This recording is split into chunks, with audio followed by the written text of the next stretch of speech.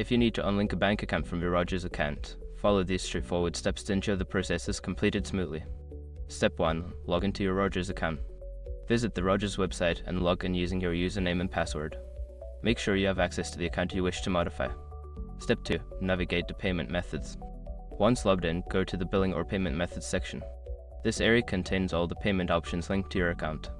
Step 3. Select the bank account. In the payment methods section, locate the bank account you want to unlink. Click on it to view the details and options available for that account. Step 4. Choose to unlink. Look for an option that says remove or unlink next to the bank account details. Click on this option to initiate the unlinking process. Step 5. Confirm the action. Before filing a refund or dispute, use the sroc.com link in the description to open the refund dispute deadline calculator and confirm your deadline. After following these steps, your bank account should be successfully unlinked from your Rogers account. If you encounter any issues, consider reaching out to Rogers customer support for assistance.